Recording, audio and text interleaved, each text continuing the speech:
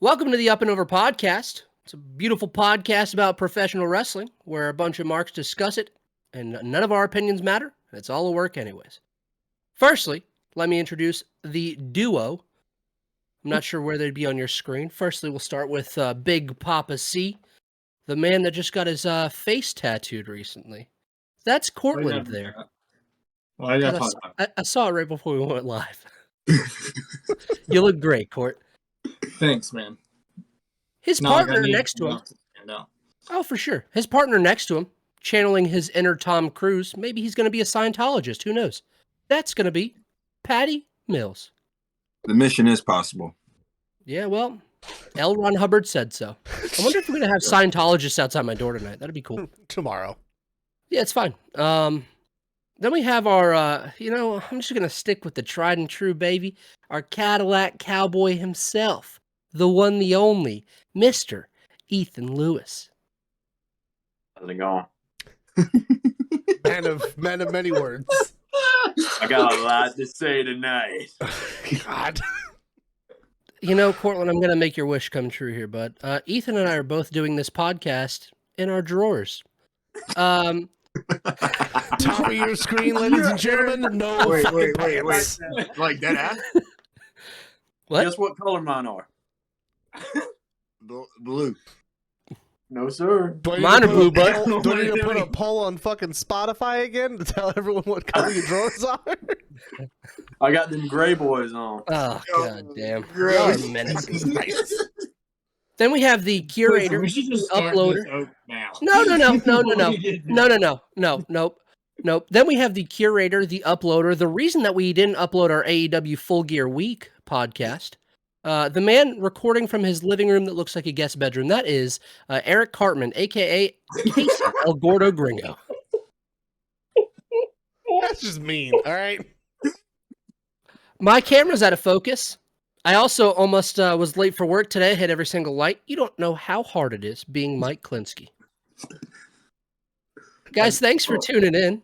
This is Up and Over 9, if I'm doing the math correctly. This is our 9th episode.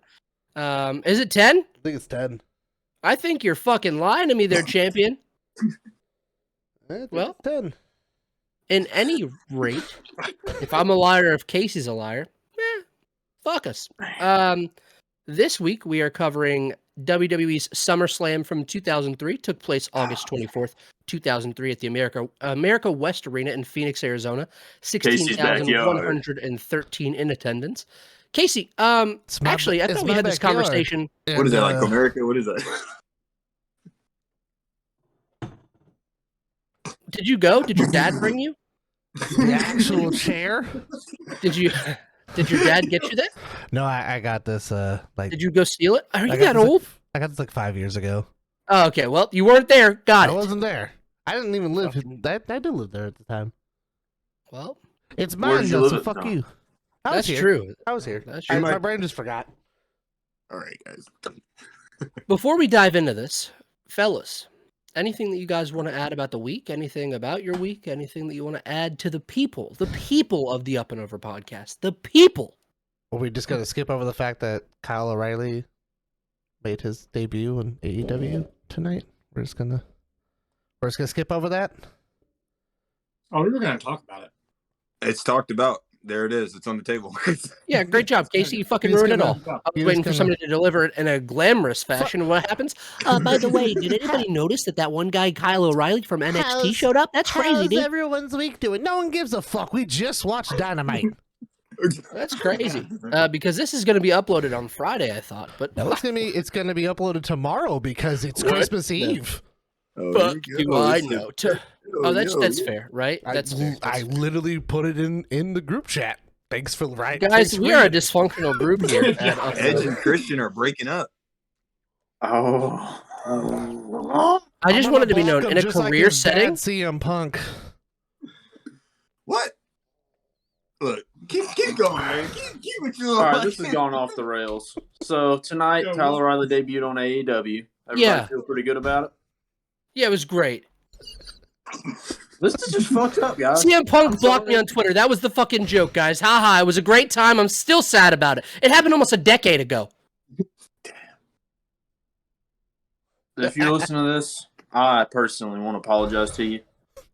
This is a mess. Yeah, Kyle O'Reilly debuted. You had Malachi Black beat the shit out of Griff Garrison and Brian Pillman Jr. You had some cool spots throughout this. Can we talk about the face paint in the main event for a quick second? Just one quick thought from each of you. It was fantastic. I love the main event. Great. Cortland, I'm waiting on y'all. I think that the pain was a lot. It was just a lot. Could have gone without it. Did we need to have I Punk didn't with really face need it. paint? I don't think so. Did I love it? I loved it. Yeah, it was great. Good shit. It's just dudes being dudes doing shit. Just a bunch of guys being dudes. I mean, Let's paint ourselves. they probably like went in tonight and they were like, all right, cool, we're gonna have this match, and they saw FTR with MJF. They're all wearing matching trunks, and they're like, well, fuck, we've got a match somehow now. We got to do it somehow, some way, baby.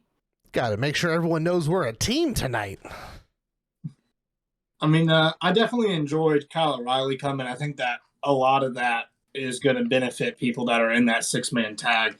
I think the fucking sky's the limit for Kyle O'Reilly and Adam Cole and Bobby Fish. Now they have that together in this little thing that they're doing with the Bucks and that face-to-face they had in the ring tonight. I think that a lot of good things can come of it, but also a lot of bad things can come of it. I feel like you gotta kind of walk that line very slowly and like test the waters, see what people actually want from it, rather than jump in. But Feet first other with no than abandon. do what? Feet first with no abandon kind of thing. You just jump straight. Yeah. But other than Dynamite tonight, I want to talk about Serena Deeb has gone on to start coaching and helping out with AEW And producing. Yeah. And she was scheduled to do like a 4-hour seminar the other day, and it ended up stretching to 6 hours. And she said she loved it, and she reminds herself why she enjoys teaching and helping people. And I think it's really cool, man. So shout out to her. Yeah. And then Scotty Too Hottie is coming out of retirement after leaving WWE coaching. Speaking of, What's that first match, he'll be Cortland? having a match with Joey Janela I did see that. and GCW at their New Year's event. What is the name of it? New Year's something? The GCW event? Or is it just like their New Year's Day? Yeah, it's like their New Year's event. It'll be Okay. it'll be a blast. Yeah, so Till that's something. Infinity? Is that it? Infinity. Till Is that- Infinity. What It's confusing because they have 3 events. They have the New Yeah, Year's they have Eve, Die the for New Year's this. Day. Yeah. Yeah, they have a few. They have It's a lot. pumping them out. it's Die for This Mm, is the event. it is Die for this. Well, I just like Well, yeah, man, Scotty I Too feel like- Hottie versus Joey Janela at GCW is like the weirdest sentence.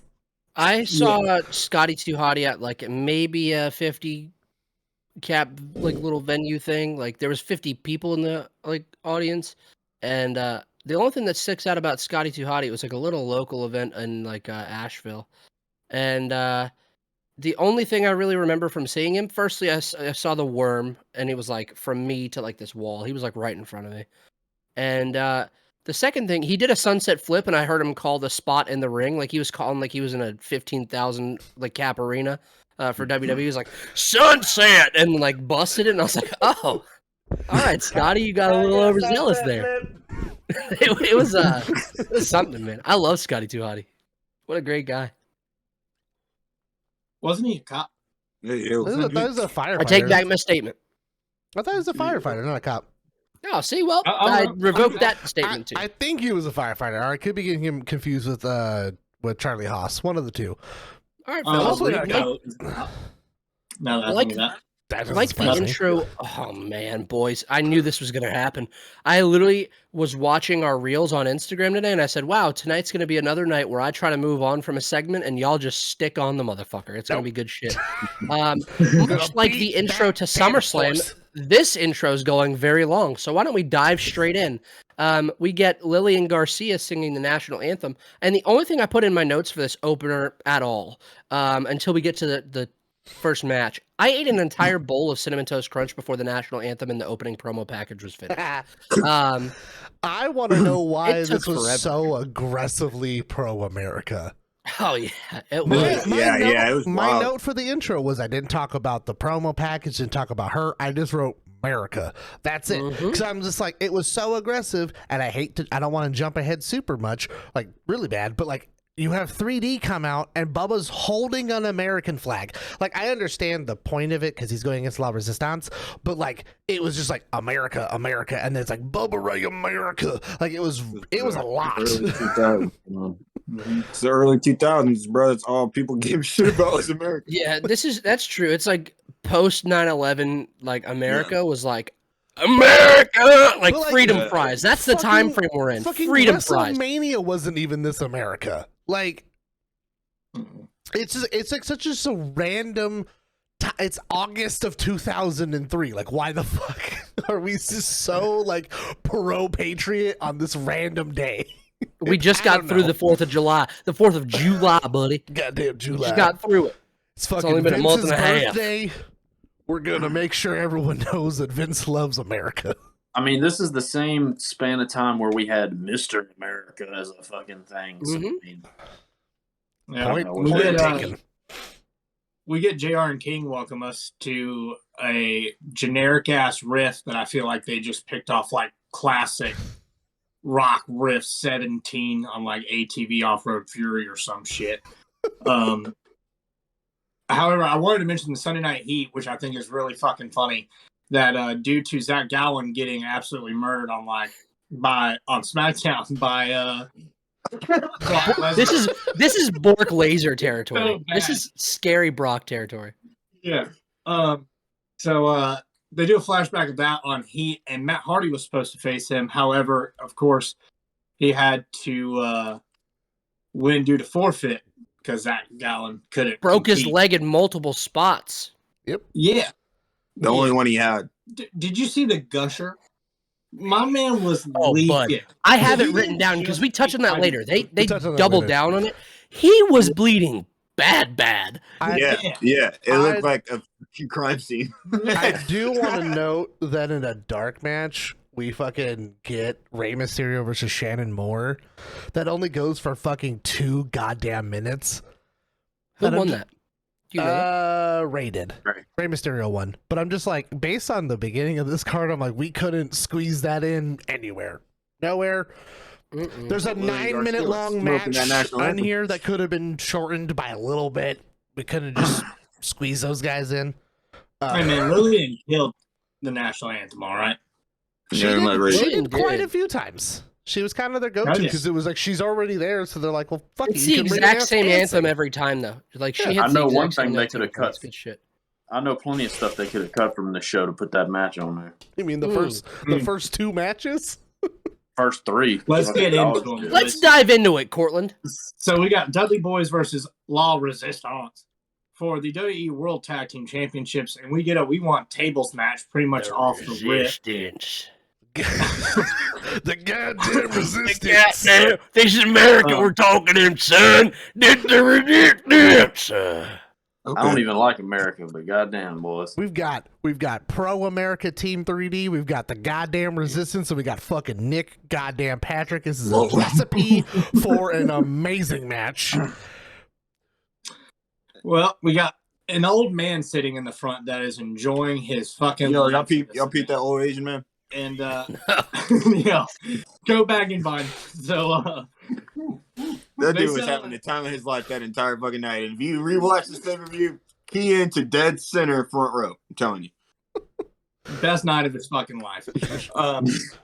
So we get a really cool Bubba Bomb that I bring it up because he really loved the hell out of the Dudley Boys.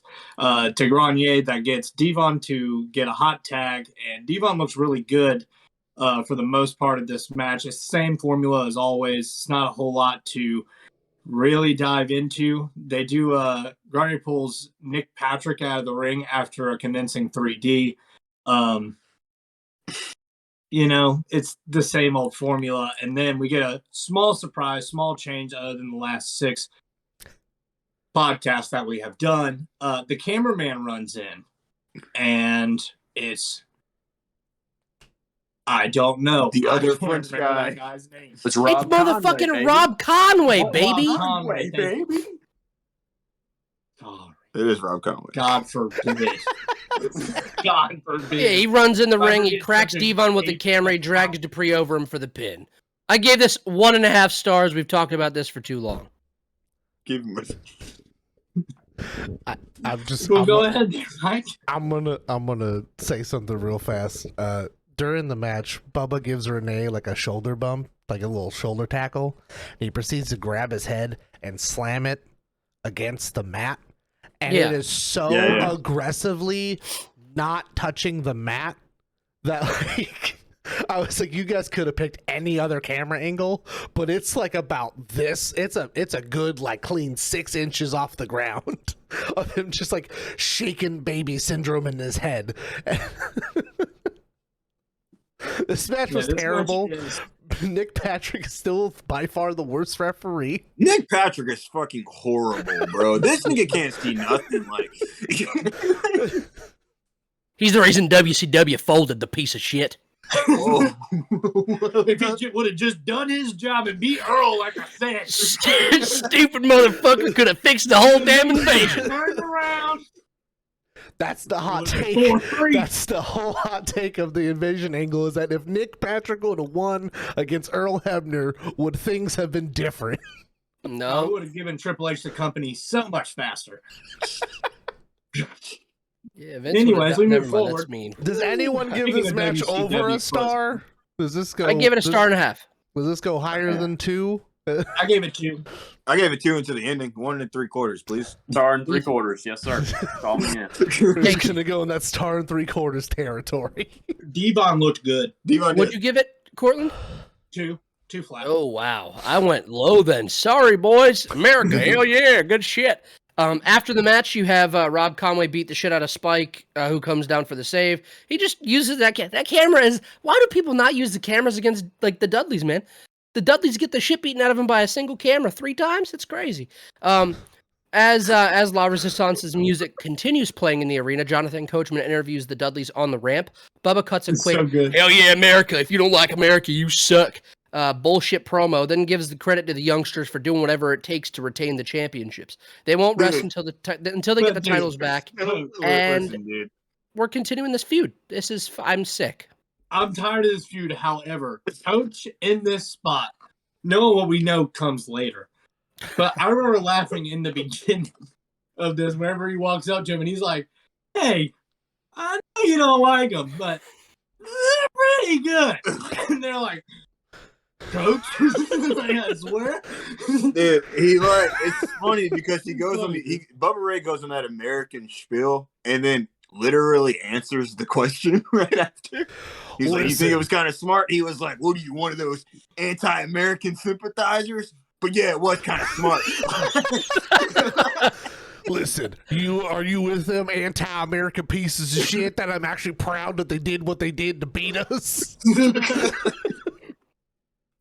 Hell yeah, great job, them scumbag sons of bitches, commies. Fuck them.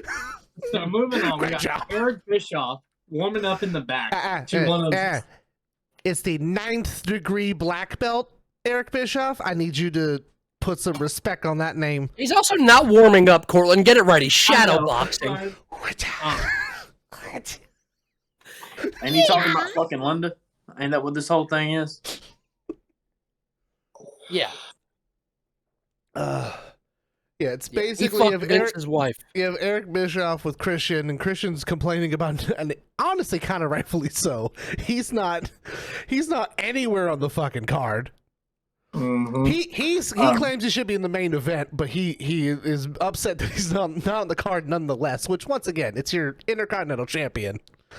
It makes sense, but then immediately switches over to horniness and is just like, "So, you gonna tell us what you did with Linda?"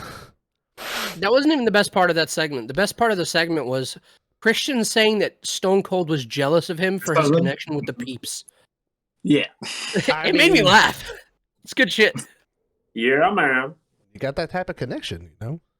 Hell yeah, bud. That's that Um, Canadian hospitality there, brother. We also get Eric Bischoff teasing that he does have a backup plan in his match against Shane McMahon, which we do see later. And we're sent to SmackDown announce team for their first match of the night, which is The Undertaker versus A-Train. And man, So Taker has a wild motorcycle. I don't know if anyone peeped that. Oh, I so- did. So I quick, stared at it was for a while. insane. a quick I was jump back. like, "Jeez." Before he comes out with that, they do like a quick recap because they're going to focus the entire match on Taker having beat up ribs. And in that little recap, they're like a couple of weeks ago on SmackDown, A-Train hits him with a 2x4. And by 2x4, I mean it looks like a leg from an IKEA Yeah. table. Yeah. It is the flimsiest little piece of wood that he fucking beats him with, and I'm like, that takes out American Badass the whole way. Fucked me up for a week, buddy. For 2. It was at least 2 weeks. I have something in between that as well. It dawned on me when they were doing that recap. Taz wearing sunglasses indoors during these events is the funniest fucking thing in the world. It's so funny to me. He looks like a wears fucking them. NASCAR He driver. wears dude. them. It's so sick. He's got sunglasses on. He's got an oversized suit that's never tailored, and no one questions the sunglasses ever. They're just like, I just that's need to know what Taz. Taz is gearing up to do. Like when So, he's getting party ready, Speaking of like Taz, Buddy, Party. he's got During places the- to be. during the entrances, Taz calls it the way he sees it, and he says, A-Train and the ever hot Sable. And the ever hot Sable. If I have to see Sable run her fingers down A-Train's chest and titty one more time, Oh, I'm gonna yeah. throw up. It's Nipple so nut. un- I'm gonna throw up. Buddy. It's so bad. come on, man. That's the good shit right there, buddy. I want to say so. It was a backstage segment on the SmackDown prior, and I just want to say that there's 2 unwilling participants. There is a security guard. There's like 2 security guards that work for the SmackDown venue that they're at in like fucking Milwaukee or whatever, and they had to watch the whole thing from just outside of camera view. And then Uh-huh. One of them like, were horny about it. one of them was like a 65-year-old like mom that was just like, She was horny about it. she was just sitting down like, I don't like this. Undertaker's big Come evil on. theme is dog shit. You A-Train's done theme it now. fucking rules.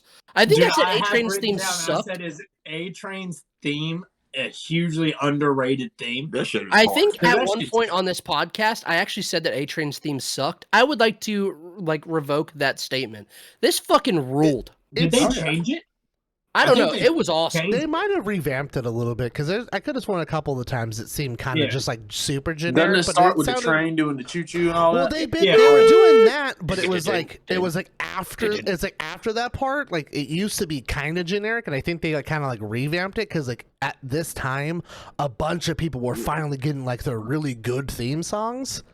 Like Thanks, Jim R- Johnston. Appreciate you, bud. RVD finally got like Shout the out words to JJ. his song. Fucking Chris Benoit's got switched over. Like I think like they revamped a couple people that were like kind of but Oh yeah, but we get Goldberg's shitty theme later Fuck on. 'em. It's fine. We'll talk about that. So we get Taker with bandaged ribs, like you said, and we get a picture perfect vertical suplex from A-Train here. Referee Brian Hebner gets turned inside out by the Undertaker. Looks really sick. Shout out him. There's a bicycle kick from A-Train to the Undertaker while he runs out to get a chair. When he runs back in, catches a big boot for his troubles. Undertaker lands a choke slam after attempting a tombstone. Victory at 9 minutes and 19 seconds. However, there's a post-match where Sable comes in after Taker tries to give A-Train a last ride. Thank God he didn't attempt to. Then Taker just grabs Sable's throat and looks at the entrance ramp, and Stephanie McMahon music hits, and she comes running down. And I mean, she's running, and she's running. And when she gets there, she just Luthez press, a few bumps, punches, get up real quick. A-Train pulls Sable out of the ring. Taz screams, "Oh, we almost saw something pop out there." And then, Why is it that Taz's this- horniness is nowhere near the fucking weirdo shit of JR and King? It's just funny. because No. it's like super subtle and it's always like in a weird spot where there's like a bunch of commotion, and he's just like, you almost saw titty. Like he's just like, he just kind of pushes it in there. He's like, wow, they're beating the shit out of each other. Look over there, and over here's some titties. Oh my goodness! What Like he'll do that uncomfortable laugh that he does. He's like, oh, popped out. Oh, I will say what doesn't go unnoticed is the aggressive, horny camera shots of Sable throughout this entire match. It's just like, it's like slow match. Look at her titties. Slow match, titties. Slow. Also, yeah, on camera 6. Hey, you piece of shit. Yeah, camera 6. Sean, we need you to just be, yep, her tits the whole way. Yep. Sean, get down there and get some measurements on them. Sean, 41 and a half. Not quite. All right, move on. I didn't write down exactly what he said, but I did write down, I never want to hear Michael Cole talk about anyone touching anyone's nipples ever again. Yeah, it was so weird. Nipples. Like, Joe, shut up. Well, I gave this match 2 1/4 because I feel like I've watched a lot of these Taker and A-Train matches over the years, and this is one of their better ones. Honestly, I felt like they kind of, did with what they had. Luckily, it didn't go any longer than that. It could have been a minute or 2 shorter. This went 9 minutes. Yeah, it's 9 minutes, but I mean, it's a whole ass pay-per-view, and would you rather have given the Dudleys an extra 6 minutes? Could have given. I would have rather gotten Rey Mysterio, Shannon Moore on the fucking event. Thank you. Yeah. All right. Undertaker's moveset as Big Evil fucking rocks. It just feels like he's more comfortable doing different shit, and it just came off really well. Why did we get a ref bump in the second match on the card? Because I don't know, but because Brian Hebner. Brian Hebner guy. Sell it, goddammit. Go out there and sell it like you fucking died. In my notes, it literally is like Michael Cole talking about nipples, and it's like Brian Hebner gets decapitated. It's like the next thing that happens, I'm like, holy shit. Dude. He gets murdered. Yeah, this was good. It wasn't good. It wasn't horrendous. I gave it a 1 3/4. It was. Yeah, it's not to run home about, but I mean, it's probably the best I'll ever rate an Undertaker and A-Train match. I think. I feel like this is their best. I think the problem is Taker getting worked, like his ribs being like the problem, or him having an injury, and then like having that slow pace of a match. It's just painful. Ethan? Yeah. No, I was just going to say, there's a match between them on a SmackDown earlier in the year that I gave like 3 stars that was really good. With this one, it just felt like they had a match layout in mind, but it was just so boring and dull. There was just one match on SmackDown where they just beat the shit out of each other. I liked a lot more. Good. But with this one, it was just like, they were just like, all right, we're going to do this stuff for a little while. Sell the ribs, do this. There was just no life to it. I went 2 1/4 though, too. I mean, I didn't think it was, they did what they did. I feel like y'all don't hate me for this one. Michael Cole has a cool call in this whenever Stephanie runs down. He calls this shit like the World Series, dude. Like, he's like, it's like the greatest thing that he has ever called in his life. Like, to him. Like, he's freaking the fuck out. Do you believe in miracles? Like, it's nothing to freak out about at all. And he's just calling this shit like it's the fucking Super Bowl. Well, it's also just like, all that happened was she got she got beat up by A-Train like 2 weeks prior, but it's not like it's not like Brock Lesnar fucking F5'd her into a ring post 3 times the week prior. Yeah, like, Michael Cole did call this. But she was kind of hurt, so it's not like it was like a miraculous return from Stephanie. Yeah, this was not like I just came back from a 4-year surgery or like whatever. This was like Bobby Boucher returning at the Bourbon Bowl. You know what I mean? Like, it's like a different time for her to be returning. It's like the time frame is short. We literally saw her 2 weeks ago, guys. Let's take it down a notch. Pat, what'd you go? 2 flat. Casey, what'd you go? I gave it 1 3/4. All right, well, great. Let's move on from this shit show too. We get Jonathan Coachman interviewing fans in the front row. No.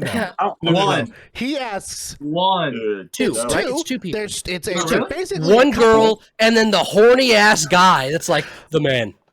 Goldberg. I'd let him fuck my wife. I would let him fuck my wife. I would let Goldberg fuck my wife. Coach asks Goldberg dick riders who's going to win the Elimination Chamber because they're both just like, it's the simplest question.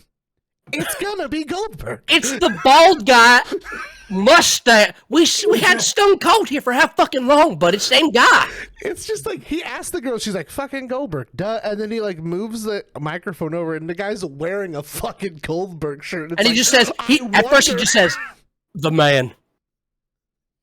Goldberg, yeah, that's it. Yeah. He says the man, and Coach is like, there's fucking. Yeah, and the guy's backing up. He's like, the man. Goldberg. It's such a weird moment. Anyway, all right. We move on to Eric Bischoff. We move on to Eric Bischoff versus Shane McMahon. Bischoff comes down. He says that he fucked Linda a lot. It's a weird thing. So there's a it's like there's a whole promo package leading up to this where I they're don't showing want this. Bischoff is sexually assaulting Linda. Bald Kane is setting fucking JR on fire. There's a lot happening. These promo packages felt like an hour and a half apiece. So I was watching the Shawshank Redemption every fucking match. I'm gonna jump over the promo stuff, but in that promo, other than this thing, he says, Vince, I don't know why you're traveling the country eating hamburgers My fucking when you God, have dude. A filet mignon right here. filet mignon at home. And that shit is funny. That shit is funny. Shane comes down and just beats the shit out of Eric Bischoff. His intensity in the beginning of this fucking ruled. He did one dance to come out, and then he just stops and is like, I'm going to kill you now. And he just walks straight to him. Time to whoop his ass. Jonathan Coachman turned pussy in this and cracked Shane McMahon with a chair. The ref goes to call the match, but Bischoff changes it to a no disqualifications. Falls count anywhere match. Coach's calls in the ring are some of the best shit in the world. When he's like, it's a slobber knocker. It's just Shane's down. It is good shit. so he hands the mic over to Coach, and then has fucking King and JR's mics get shut off, and then the whole time, it's just him mocking fucking JR, and it's like, oh, what a maneuver! He looks over and he goes, "Don't worry, Jim Ross, I'll take it from here." Also, on the outside, before they go in, Eric, whenever he announces that it's going to be a false count anywhere, he's like, matter of fact, Coach, why don't you introduce that piece of shit into those steel steps? Well, I had First to of all- replay. First of all, Coach fucking appears literally out of thin air. Yeah, it's like, Their camera angles. here he is. Because It's like, Coachman. well, because like, so they're on the outside. The camera angle is like down, kind of low, and then literally out of nowhere, Coach just like comes into frame with Boom. the stiffest fucking chair shot. And it's funny to because me and Corlin played the match back because it is just so fucking funny. It's so And like earlier on, when they first get outside the ring, the camera cuts and you see Coach just sitting on the side in the chair, just like.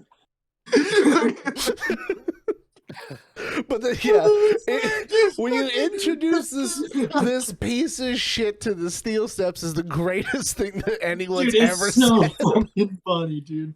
When you introduce that piece of shit to those steel steps. So later on in the match, fucking Coach gives Shane, I think, legitimately one of the hardest low blows I've ever seen. Because like, there's honestly no way that Shane could sell through the rest of for that long that his balls hurt unless like Coach fucking just wham right in his fucking nuts. Like, Yeah, I thought he was like nursing a pulled groin or something. at the end, we'll get to the full end of it. He's still holding them. Like, God damn it! Like, he fucking gets in there snug. We have Stone Cold come down, and this is the physical provocation era of Stone Cold Steve Austin as general manager.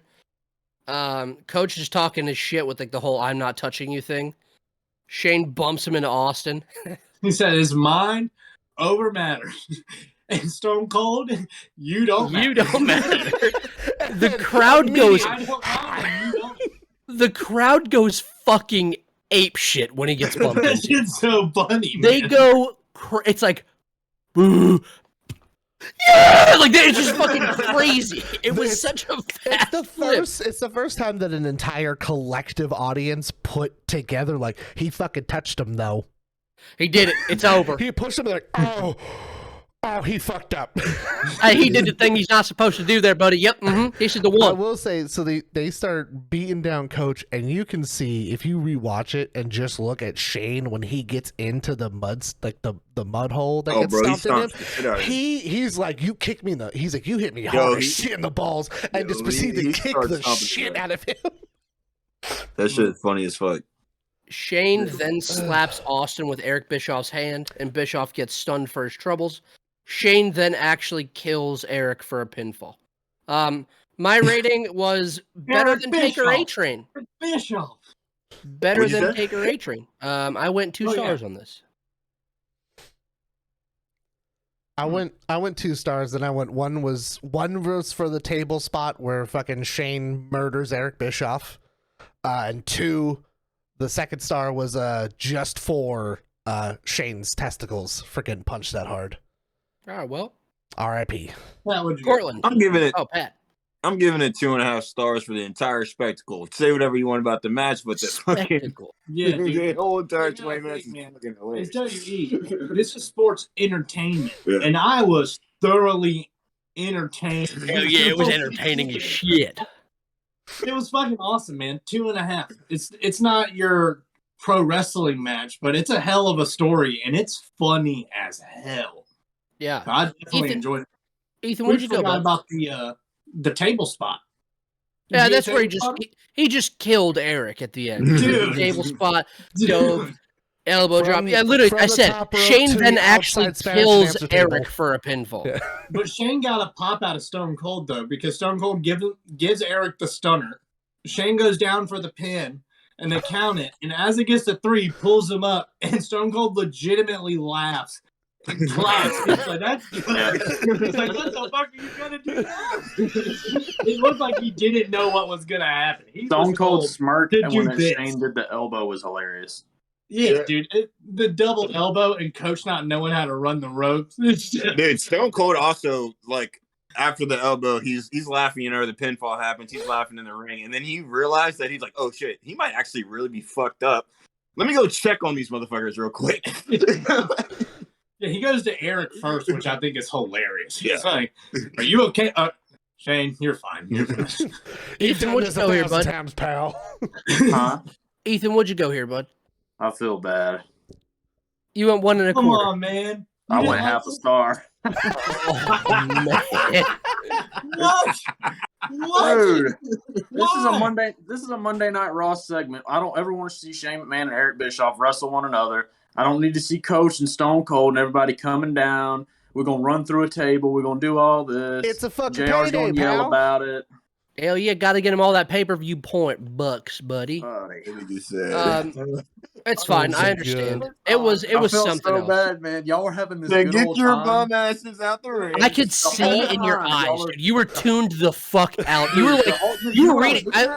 I watched you doing this, and you're trying to like, what do I remember about this match? Just because I need to say something good about it, because they are fucking loving this shit. That's what those eyes were. I was hoping you would skip me, to be honest. I can't. I just don't have it built in me, man. I loved this match. But moving on. So No, not on- let me say one last thing. What's up? It was funny for what it was. I just don't see it as even It being was a not- match. it The was ref not just happened to be necessary. making pinfalls. It wasn't necessary in the goddamn slightest, but here we are. I thought I it was enjoyed funny. Made me laugh. So for some reason, not on the Peacock version, if you're watching this back with us or for us that had to watch it, they had a warm-up for Kevin Nash that is not in the recording on Peacock. Oh. It's Here. further down. I Oh, thought. did they move it? Did they move Well, it? supposedly when it originally aired was right after the Eric Bischoff and Shane McMahon match.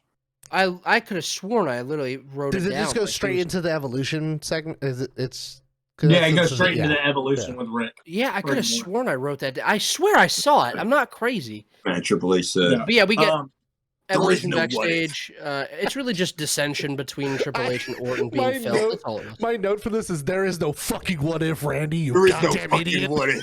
Because he just keeps going, well, what happens if he gets taken out? And then Randy or Ric Flair's like, there's no what if. I like this segment. It was Ethan, good. you I want love it. You want the next match too?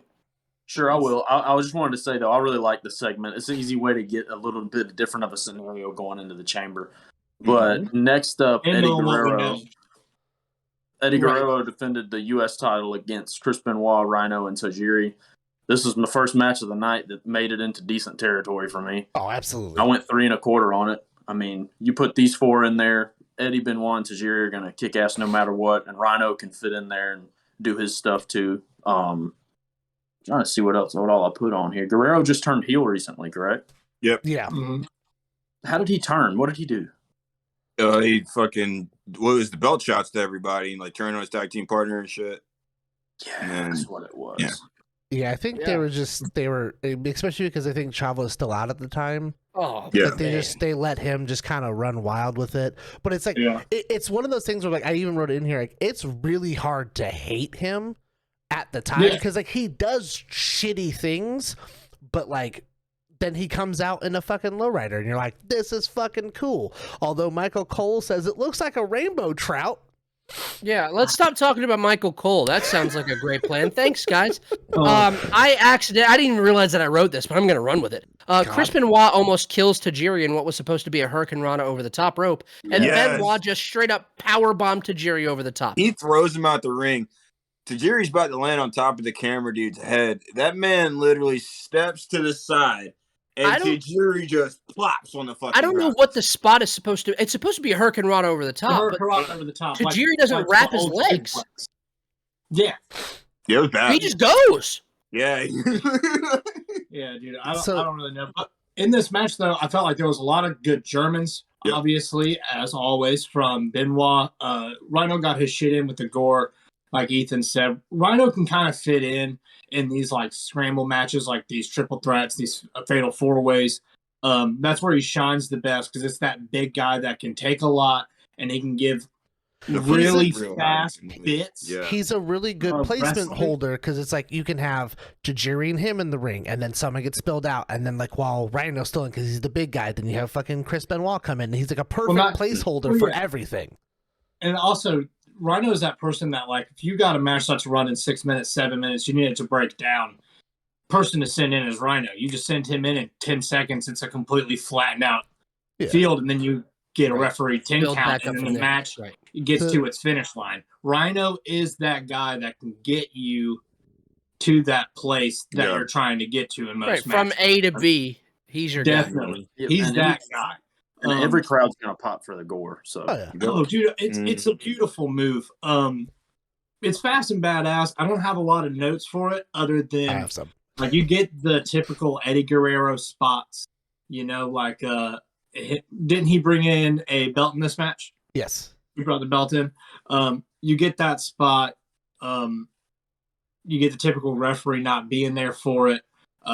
Benoit and Tajiri just beat the absolute shit out of each other. If you go back and watch this, I don't recommend watching this whole pay-per-view, but this is one of those matches you stop at and really see what these dudes can do. Because I feel like give it another minute or two and not following what we just saw, the crowd would have been way more into this match, and we would be talking about 3/3/4, possibly 4-star match, given its good time. But I went 3.5 on this match. So one of the fun parts about this, and like just to show like once again that Eddie is a fun heel, is the match starts off to where all 4 of them are in the ring. Eddie is fucked over all the other 3 members of this match, and all he keeps doing, sir. Fuck we doing? Quit fucking with us. I didn't mean to do that. Shit. Every time that they start locking up, Eddie just rolls out of the ring. Yeah. And he does it like 4 fucking times. And everyone's like, what? And eventually he gets in, he gets cornered, and he gets the shit beat out of him. And it's like the nice little payoff. But there's also a spot to where he does the lasso from El Paso on Tajiri. And then while he's doing that, Rhino gets put into the crossface by Benoit, and it's just it's Eddie's face realizing what's happening, and then him yelling like hey to the ref to be like, don't look at him, look at me. And it's just like the facial expressions of it is just great, because he's just like, no, don't, he's gonna tap, I know he is, just don't look at him, he's not there, don't look. I gave it a 4. I actually really liked it, especially from what the first 3 matches are on this. Yeah. I think they did a great job. I mean, yeah, there's a couple spots that are a little weird. There's the part where Tajiri gets caught into a tree while Benoit does a headbutt over him. And I'm like, that is it's great. But then Tajiri literally getting like the save at like 2 3/4 of a count. It's like the timing is just right. But yeah, I liked it. It's just great. I love that, man. It's Pat, just what'd you nice. Oh, well, I'll go first. It's fine, Pat. I'll save you for last. I went 3.5. I thought it was great. I enjoyed it a lot. All right. My turn? Yeah. Mm-hmm. I gave it 3.5 as well. I fucking love that match, dude. It was pretty sick. I kind of wish I would have went higher, to be honest with you. I really feel like for like future anybody with future wrestling endeavors, man, if you want to learn how to do a fucking fatal 4-way match the perfect way, watch that fucking match. No wasted motions. There was one fuck up and with the Tajiri spot, but that was it. That Tajiri spot was terrifying. Yeah. Actually, I sat up and grabbed my fucking the sides of my bed. I was like, like he's gonna fucking die. It's over. But yeah, other than that, man, that shit was awesome. Gracefully. Tajiri's kind of like a cat when he falls, I guess. Like he just lands where he needs to land, I guess. That makes sense. Now I want to catch crazy Tajiri, bro. that we're talking about 2003 Tajiri, and Tajiri is wrestling right now. As a champion we're going in into MLW. 2022. He's a champion right now. And it's unbelievable, man, just to see how awesome a guy is and how he's welcome in every single locker room he goes into. Yeah. He's an all-around outstanding athlete. And, dude, that motherfucker, it's like... For real, man. It's like, can't put it into words. I don't know what deal he made with the devil, but he looks better than he did 5 years ago. You know? That's weird. That dude just ages weird. It's like he's going backwards now. They show Shawn Michaels taping up for the main event, and then they show the highlight of Brock Lesnar actually killing Zach Gallen. Dude was fucking leaking on SmackDown. Leaked. They had his mom up there crying and shit. Bro, his mom's, bro. Stop! I was like, man, this is horrible. Takes a grown. She tried to jump the barricade. She almost fucked up. He takes a grown man's blood Ass and whooping wipes for it her. on his fucking face. Yeah. Bork is out and lost. Yeah, this is fucking mind. yeah, this is officially Bork laser territory. Then we also get a quick recap of Matt Hardy being a bitch on Sunday Night Heat. And then we jump into the WWE Championship match. We get Kurt Angle defending his title against Brock Lesnar. Another promo package that felt like it took fucking forever. Yeah. Lesnar turned heel. No he one wants his needed belt to back. watch fucking Brock beat the shit out of a one-legged man, and then be like, oh, and by the way, the reason why we're here is because him and Kurt have fucking fallen out, and they both want to be champion. Like, it was way too much information. I don't know why we're just throwing this Zach Gallen thing in. They're like, hey, Sable needs money. He needs money. Go find someone that needs you. And then they just fucking... This guy wants to be a pro wrestler. He's got one leg. Kill him. Kill his ass, Brock. Kill that motherfucker. Oh, only got to pay him one leg? One leg of the tour. Brock's just mad because he can't double leg take down this guy. Just fucking throw his ass down.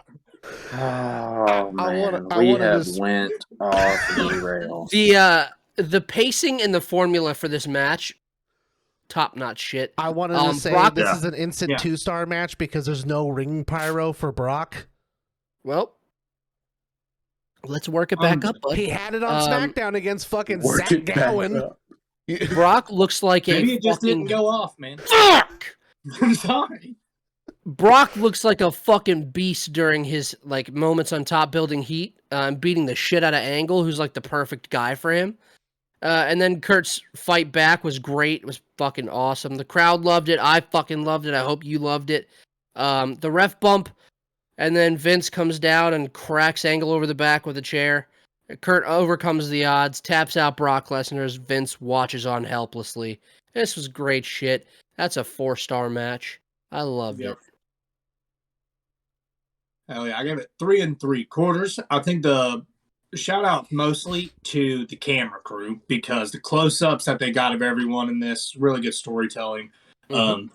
Brock used a lot of innovative offense in this match. A lot of stuff that I feel like you haven't seen him do in matches against Kurt Angle, and that says a lot considering that they ran a 60-minute Iron Man. So, yeah, it was really good shit, man. I really enjoyed this match. Like I said, 3 3/4. Hats off to both of them. Good shit. Go watch it. Yes. I went low, but still high, 3.5 for me. It was a good ass match. I feel like I would have rated it higher if everything that. By the time this match happened, to be honest, I was fucking exhausted. Like, me too. Just I sitting watched through it like for 2 days. Eric Same. Bischoff and shit and all that. But like, it was a great match. One of my favorite moments of this match, and honestly, I didn't remember this happening at all, was Kurt Angle attempting a sleeper hold with his legs while he was hanging off of Brock Lesnar's back. That shit was fucking rad. I was like, Also, was he Lesnar going hits for the a left hop, an F5 on one leg? Yes. Using one leg. So Brock Lesnar lands an F5. he does an F5, but in the process, he spikes Kurt onto his fucking head. You know, the guy that just came back from neck surgery. No big Just deal. straight I'd down spike on his someone on noggin. their head if I used both of my feet. But it's impressive that you go. Look. Oh, Yeah. God. Casey, would you go? Okay. Okay, so you go ahead, buddy. All right. I gave I this was gonna say, 4 let's rock, 1/4. paper, scissors. This got 4 1/4. Man, Casey's giving them flakes out tonight, boy. Yeah, he's will. like, oh, this is- I also, once again, I watched this over 2 days, and I think I pretty much started from the Fatal 4-Way on, so like it was We easier did to build watch. back up from a 2-star match. Let's go. I was joking. I was so a couple of things. So one, there is the working on the leg, so we get a one-legged F5 on a person who just had fucking neck surgery. Terrifying. This is Vince McMahon's 58th birthday. He takes an angle slam onto a chair that is yeah, that shit set was up to wild. sit like in. this. That shit was like wild. it's set up like you're gonna sit in. It gets a 1/4 of a star just because he took that bump. Yeah. I like comparing this to the WrestleMania match that they had. They're both really great matches, and I think the reason why I put this one higher than that one, because I did give that one 4 stars, is because I didn't have to wait for Brock to almost kill himself. Because the whole time I'm just like, it's gonna happen soon, and that's all I'm really paying attention about. But like, they're just 2 really good fucking athletes, and it's a good match. And so it should be a 4-star match because like, it's fucking crazy ass Bork versus Kurt Angle. Was this peak Vince McMahon on steroids? Do you think Yes. that played a factor in him taking that? That chest was buffed up. He was buddy. He was popping out that suit. Something's gonna Just pop out of hit me there, with it, buddy. pal. Just fucking hit me with it, pal. Eric Bischoff fucked my wife last week. Hit me with it. Jesus Christ. Nah, but I'm with Pat. I went 3.5. I thought it was a really good match. You know, I don't really have anything bad to say about it. I mean, you put Kurt and Brock in there, it's going to be great. I like the WrestleMania match just a little bit better. I think it's just because that was, well, I mean, as a kid, I remember watching that match back a bunch, and it still holds up for me. This one, I really don't know if I'd seen this one before. I've seen the Iron Man. But yeah, I mean, this was really good. 3.5 for me. No real complaints. Well, hell yeah. Well, next up, we get another backstage segment, and it's Goldberg warming up. Yeah. And then they do a shot of the Arizona Diamondbacks. At ringside, they show the winner of the Diva Search contest, Jamie Copey. I don't even remember that happening. I think fast it was the forwarded first through all one. of it. I think it was the first one they did. And then we get a Kane and RVD video package. We get a no holds barred match here, and we finally get a blow off to this tag team and this long run in the Reign of Terror that we've been covering. We've seen the beginning and the demise of RVD and Kane. Before we jump into it, are y'all bummed to see it go, ready to get this shit over with? Get it out of here, man. The era of psychopath Kane is 100% the best Kane we ever got. Yeah. I just still never understood when they had him unmasked that he already had like the wig attached to the mask, and then they had him like shave like, dude, half of his fucking head to have a little bit of hair. My entire fucking life, dog. Like my whole life, that shit has pissed me the fuck off. Like I'm just like, he had hair. We know he had hair. Why did we go this route? Like honestly, him looking the way he does, anyways, with long hair, probably would have looked just as freaky. But like. God, that unmasking is something else, dude. It's not exactly the payoff that I wanted, but there's a good rolling thunder using the chair from RVD. Kane is doing his best part of being the big bad guy here. There's Tombstone on steel steps like he did to Shane McMahon, and Kane rolls RVD into the ring, and he gets the 3 at 12 minutes, 49 seconds. God. I want to just throw out there, I've never understood the Rolling Thunder or a 5-star Frog Splash where they land directly on the chair. I'm just like, why? Like, realistically, like, that just seems like it hurts you more than anyone, because it's like you're putting all the momentum onto the steel, but like... Yeah, like when Jeff used to do that swan time, but put a ladder over somebody. Yeah, so but he that just has to hurt you so much yeah, that's more. Jeff being just like, fuck it, let's do it, bud. I'm not going to say what Jeff Hardy this was, but you know. You know by now. Anytime it was like the ladder, the chair, any of those times, I'm like, that has to hurt them so much more. Everyone just a quick...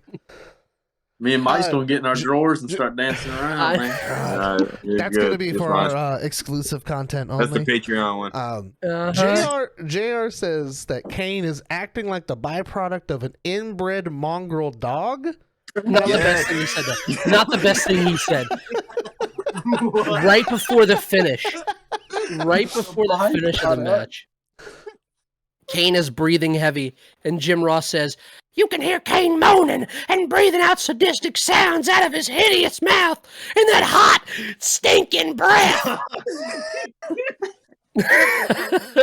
What is he? I was in tears, bro. That hot, stinking breath. He's a hideous mouth. But a fucking breathing out sadistic sounds out of his hideous mouth, out of his hideous inbred mongrel dog mouth. Like, that's good shit. Kane is a byproduct. Yeah. Man, but the best part is it's a byproduct, but he only gives you one thing it's a byproduct of, because 5 means 2, but it's fine. This had the fucking pace of goddamn molasses, by the way. It's not great. Ethan, what'd you I can't lie to y'all. I didn't watch this match. I just can't lie, man. Given what you just heard.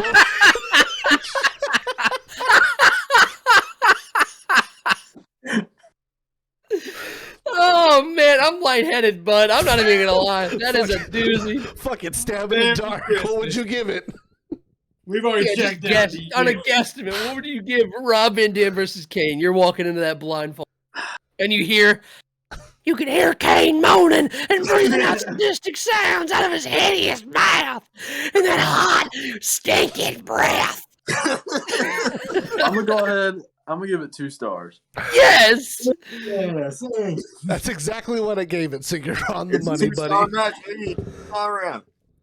I gave it 2.5. I enjoyed the shit out of it. You just like I gotta watch it now. So, all right, it was 13 minutes. It overstayed the shit out of its welcome, right? It was terribly long. But it was a match that was supposed to portray Kane as a legitimate, unhinged, unkillable crazy man, and they got there eventually. And I thought that did what it needed to do. Was he portrayed as unhinged, or was he portrayed as a byproduct of a mongrel dog? God damn. Yeah, with a sadistic sounds out of his hideous mouth and his hot, stinking breath. You have no idea how hard it is to be Kane in 2003. Also, real we're hard. gonna skip That back really hairline's going fast. further and further back. We're gonna skip back really fast. Brock Lesnar is technically coined as the first lunatic fringe. I just want to throw it out. It was there. weird. I didn't like it. I don't want to was. talk about that. It pissed me off. Bro, I just want to talk about something, man. Yo, Kane set JR on fire, dog. He did. He did. Yeah, we just breezed over that. We're like, fuck it, he got set on fire. Wait, so did that happen before this? Yeah. Yeah, Yes. yeah. God, Yeah. I He haven't set needed to get he caught set up. him on fire, and it led to a no disqualification match on Raw against Shane. Wait, And so then- JR It's a commentated mess. this after being set on fire. He got set on Yes. fire. Rob Van Dam almost got set on fire. He like douses him in gasoline. And he like, lights a match. He's like, "I'm not gonna do it yet." He goes, and then- Dude, nah, I remember JR specifically. Just kidding. saying- LOL. My I remember bad. JR specifically saying, Scared you know. Do for flinching, buddy. Yeah, I remember JR specifically saying what Eric Bischoff did to Linda was worse than what Kane did to him. And I Oh remember my sitting on the couch saying, "Yo, Brody lit you on fire, dog." Oh Bischoff just kind of breathed weirdly on Linda, but you got legitimately lit on fire.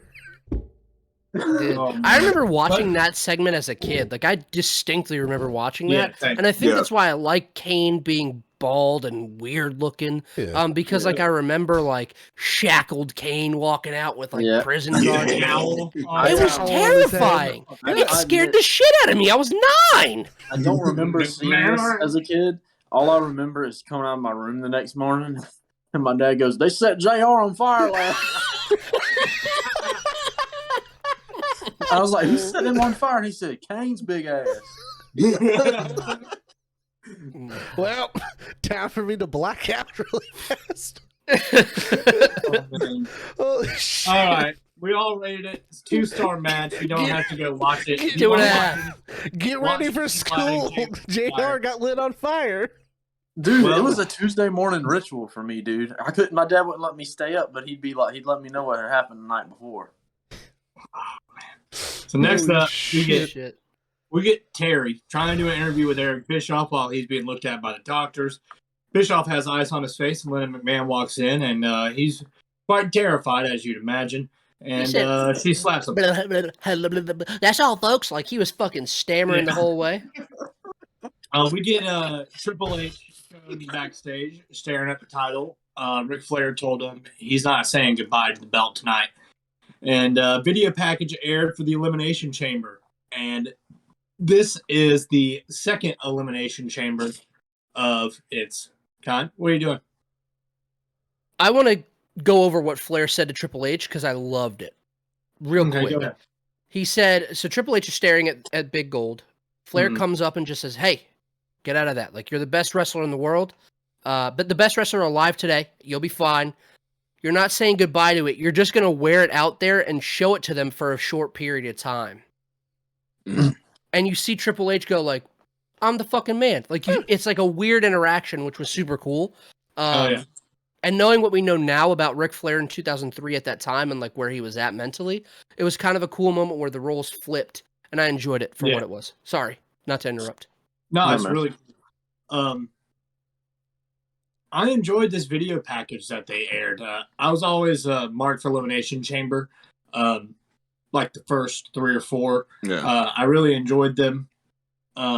Even in later years, some of them were really good. I believe there's one with Undertaker where he wins. The finish is between him and Batista. So when It's he's a really lit on creative fire, finish. Dude, my favorite one in recent time was fucking 2014 when they had the Bryan and Orton in the last. Dude, that might be my favorite Oh, yeah. one, to be honest, dude. was that Taker Because it one? was Bryan, Christian, Orton, Cesaro. You had everybody fucking. That Taker one was when Taker he got lit win on the fire, world. right? I don't think so. No, he got the world title and they did a tombstone, but they were like on the outside, and Batista lifted up Taker to a tombstone on the steel, but he did a reverse on the rope, and they went into the ring, and Taker had him in a tombstone, and he turned and dropped it. And That it's was a good the spot. timing of it, I it's remember fucking that. good, man. I'm gonna have to go back and watch. I don't know that if shit. anyone caught this, but this was the first time we get the Evolution theme song for Randy to come out. Yeah, And I was like, that's nice. I like this. I love it, dude. I love that theme song. So it. What's up, man? What's up, man?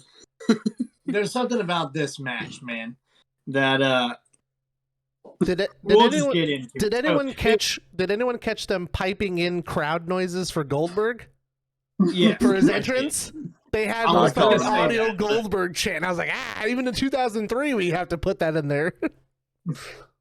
So Casey. main rules. Casey, there's, I don't know if you clipped out for anybody else, I probably but did. me, but you were just like, yeah, 2000. But yeah, even in 2003, They won't see it on the they have to put podcast that because shit yours in is his being great. recorded yourself. But I want you to know, you definitely were like, yeah, 2003. Oh, I saw it on the screen for a second. It happens when you get too excited, you know. It was good shit. Oh, all right, man. guys. So there's 4 participants that enter and are confined to their 4 chambers. 2 participants start this match. A new person will join every 3 minutes, which is 2 minutes shorter than the previous elimination chamber. Did I just hear myself say? No. If you get pinned or submitted, you are out of the match. This match starts with Jericho and Michaels, which I enjoyed. I thought that they brought a different element to Elimination Chamber, kind of doing their own style to start it off. I believe third was Kevin, right? Yeah. Was it Kevin? Yeah. I actually stopped writing. Right, or Orton was third. It was Orton and then Orton was Kevin. third, Sorry. Yeah. I stopped writing after that, but Orton's in and Kevin Nash is in. There's a little bit of a Nope. Oh no, They're gone. Oh, I'm no. taking it, fellas. I'm taking it. Stay pause. It's over. The podcast is done. Jericho and HBK start. Their chemistry at this time was awesome. Oh, you're back. Time I flew never by. left. I promise y'all were gone. It was For a crazy. second on us. Oh my god. Orton joins the fray with a It's fine. huge crossbody on Michaels. It looked great. Nash is in next, spends most of his time outside beating the shit out of firstly Randy Orton, but mostly Chris Jericho. You got anything past that, Cortland, or you want me to keep going? Oh yeah. So there's a sweet chin music to Kevin Nash. He's out of the match. Jericho roll up, and then as Triple H is coming out, taunting for the countdown, the pod opens. Shawn Michaels on the outside hits him with a sweet chin music as he's trying to come out of the pod. It's so It was a good. really cool spot. Really unexpected, and then. And As Flair this- is losing his goddamn mind. as on the always. outside. Rips the jacket off. Fucking. I will say I'm not as of more recent times, I'm not the hugest Ric Flair fan, but him being on the outside next to that pod makes this entire fucking match. Yep. And Yeah, all yeah. of his mannerisms, him losing his fucking shit to that, it's so good. Him throwing the fucking jacket down, it's all amazing. So in this little bit of time, like I said, you get Shawn Michaels hitting the sweet chin music in the pod. Kevin Nash stands up, even though he's eliminated, grabs Chris Jericho and hits a hell of a jackknife powerbomb. Same for Randy Orton after making him and Michaels bump heads. That shit sound like a gunshot, man. He just yeah, the one that Orton he did like, kind of like towards the corner. Yeah, that shit must be and that loud. shit sounded woo. So Kevin Nash is out, and then I believe this is where we get the what's the next spot? Nash gets up finally, loses his fucking mind. Yeah, then he fucks up, gets he jackknifes Jericho and Orton, like you said. Randy sold the hell out of his though. It sounded great, looked great. Goldberg Jericho comes in. The starts crowd bleeding. was super that's what hot. it is. The crowd was super hot for Goldberg to come in. Jericho, man, had the worst of this whole fucking match. He gets thrown gorilla pressed to the outside, face first into the damn thing. Then you get a quick interaction between Goldberg and Shawn Michaels, and then Goldberg says, "You know what? Let's spear this motherfucker through the pod." Doesn't get him through first, like cleanly, immediately. So he's like sitting there, and then pushes again, I gets love him that. through it. God damn. Am I dude. the only one that thinks that they used the wrong pod? Because like in a later spot, it breaks immediately, but like that one, he had to put so much fucking force into that I'm like, did they use the wrong one on accident? Or was it just like half of it busted, and then he had to be like, "Oh, god damn it!" Yeah, he had to like take 2 steps back and was like, "This is gonna hurt," and then like fucking just rammed Dude, no, into it's it. when Chris Jericho's getting up to take the spear. He like looks at the pod, and you can tell he's like, "I'm not gonna go through this clean." Yeah, he's like, I fucked up by signing up for this. He was like, I was supposed to go through this right now, and he's like, "Where are you going, Bill? Bill." So we got Goldberg clearing the ring, and then you got just Triple H and Goldberg, Ric Flair outside of the pod, making sure it stays closed, using the barricade for leverage and his feet. Double throwing the birds up. It's really good stuff. Goldberg breaks in this cage, rips his legs all to shit, pulls him through, and Triple H just gets beat up for a little while, but luckily Ric Flair is always there. He's always the man for the job. And he slides in a sledgehammer. And as Goldberg goes for his infamous spear, perfect shot, perfect timing, Triple H lands a hell of a sledgehammer in the dome of Bill Goldberg and old Whisker Biscuits himself. And you get a pedigree. And that is your match. And hot damn, is it Elimination Chamber. You get Randy Orton, Ric Flair come in. They handcuff Bill Goldberg to the cage, and they beat the shit out of him. And he takes a few other sledgehammer shots, if I remember correctly, and that's pretty much how they wrap it up. And you got Triple H showing a bloody belt to Goldberg. There's a moment right after they handcuff him, and the announcers go, "What is Ric Flair doing?" And he cuts like a 6-inch just blade just across a deep fucking cut on Goldberg's forehead. And he is just pouring blood. Yep. And as Rick is turning away, you literally watch him pocket the razor blade. He's just like, and he's got like white fucking slacks on, and you can see the blood on his pocket because he just fucking, it's a gusher. It's a deep fucking cut. If you just go back and watch it, you can see like right in there. It's like, oh, that's not good. That's not going to heal well. Yeah, man. Well, that wraps up this SummerSlam for us in the main event. Does anybody want to throw out their rating? Anyone go higher than a 3? I did. Oh, yeah. Higher than a 3? Yep. Oh, yeah. I went 3.5.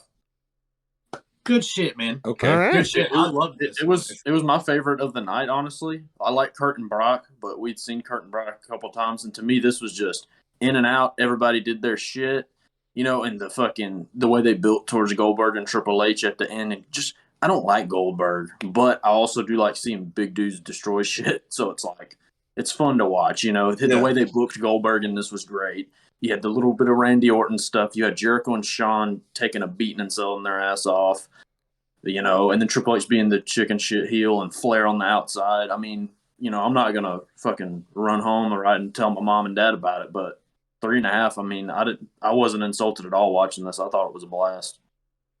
Oh, yeah. I gave it 3.25. Same. Because it's Elimination Chamber. It's the second one. And it's still new, man. It's still fresh. There's still so much they can do in the pod. And, they're just now scratching at the surface of what they can do in there. Did they break a pod in the first chamber? Because the people seemed to pop like hell when Goldberg busted through that pod. The commentators and everybody. I don't think they did. I think that was the first time because it was also just like Goldberg's in there and he's Goldberg. He's strong. Strong Goldberg. Yeah, I mean, this is one of the better Elimination Chambers. I definitely remember watching it as a kid and loving the shit out of Triple H in that sledgehammer spot to Goldberg, man. Mm-hmm. I just thought that was some of the best timing you can get, and you can't ask for better. Again, really good camera work in this Elimination Chamber match, man. There's just really good zoom ins, and they're really catching the story in everyone's face in this show tonight, which you just didn't see a lot, especially for us that are going through Reign of Terror and dealing with Raw. It's not good camera work most of the time. Mm-hmm. So tonight was a little different. I enjoyed it more. But what was your rating, Casey? I gave it 2 3/4. It was. I'm not saying it's a bad match. It was fine. I think that this Elimination Chamber makes up for at least for Sean with those fucking brown tights he had in the first one. Those are fucking awful. What did y'all go on the first chamber? Not to throw us off. I'd have to run it back. I'd have to watch it again. I had to watch it. It was before we started this. Oh, so Yeah. y'all didn't cover that on No, here. it was Okay. like it was like just before. I think it was actually the pay-per-view prior, wasn't it? Yeah, because y'all did Yeah. Armageddon. Yeah. Yep. I will say Wait, just I was on that. a weird factoid. If in case anyone was wondering why Kevin Nash was blonde in this match, Oh, yeah, 'cause he just got done finishing shooting for the Punisher film that came out at the beginning of 2004. He does like a weird cameo in it.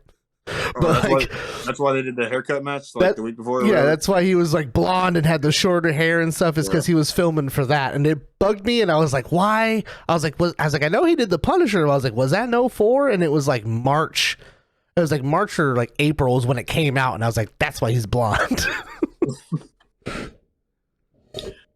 All right, Pat, what'd you go? I gave it 3 stars. I'm gonna be honest. I completely hated this match when I was a kid. I fucking hated it. I fucking hated this match when I was a kid. But I remember getting like the first Elimination Chamber pay-per-view and then getting the SummerSlam and just like comparing. I remember just being like conscious then and not fucking liking it. Rewatching it as an adult, I fucking love this match. It's fucking good as shit. It made Bill Goldberg look fucking A+ in this shit. And like the only way to beat him is to cheat. I love that shit. You get the fucking perfect ping to the motherfucking dome piece with the sledgehammer. Is good shit. I liked it. Mike? I think 3 1/4 is probably where I'm at with it. It was a good match. It didn't feel gimmicky to me, and I feel like that was the important thing about those early Elimination Chambers is that it felt like an actual dangerous match. And so I enjoyed it for what it was. Bing bang. Oh, hell yeah, man. Well, that wraps up our SummerSlam 2003. I'm glad that the summer of 2003 is behind us. Officially. Or 2003 could leave. And we're almost out of the neck of the woods on this part. But what's coming up next for us, Michael? Next week, we have our year-end podcast. It's actually a special one for us, y'all. Yeah. We're going to be going over a few things, such as your Wrestler of the Year, Tag Team of the Year, your Wrestler of the Year for the men's and women's division, your Match of the Year, your Most Underrated, Most Overrated, Newcomer or Rookie of the Year, your Sleeper Match of the Year, Promotion Show, and Moment of which we've had some conversations about, but a lot of these are going to be, I feel like, potential clashes, or we might agree on some. I think I lost it there. We might disagree on others. But yeah, I mean, it should be a fun one. And then after that, we have a couple special ones that we're recording for you. I'll dive into those next week. It's a But secret. they won't be Reign of Terror. It's a secret. But yeah, does anybody have anything to add before I tuck us on out of here? Yeah, dude. Let's. Let me ask y'all a question. Do y'all think that our end of the year should be alive for YouTube? Yes. I think it should be live, and I think if you're listening to this right now, you should come join in, throw your votes in, argue with us. Tune in, baby. And let's do it. I'm gonna start I a think fight all with we doing it, right? We're everyone. going to do it live. You know, I feel I'd like if say, we want do to. a- I'd if we say, do a you good know what? If you've made it this far, how long have we been recording, Casey? Over an hour, Hour yeah? and 20. Hour 20-ish, yeah. Give or So take. if you've made it this far, give us a tweet at Up and Over Pod. Let us know that you're going to be watching it live on YouTube, and Yes, maybe we'll do it. Maybe we'll bust it live. Yes. But guys, anything else you want to add? Just Merry Christmas. Take care of each other. Make sure you spend time with the people that matter. Doesn't always have to be family, just people that you look after and people that look after you. Spend time with those that you can. and don't dwell on stuff that you can't fix, and just enjoy your time. Make sure you watch the Friday trilogy.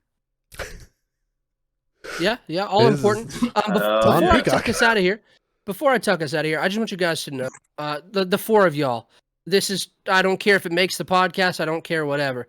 This has been my favorite part of 2021. Busting this thing, doing this thing with you guys every week. Absolutely. It's truly made my entire life, like, days better. So I appreciate you guys. And anybody that's listening, I appreciate you guys listening. But I just wanted you guys to know for sure Don't make that I me appreciate cry. y'all. I'll fucking cry right now. With that hot, right, guys. stinking breath. Let's get you. All right, let me. Hold on. And then I'll sign us out after this. Just give me 1 second.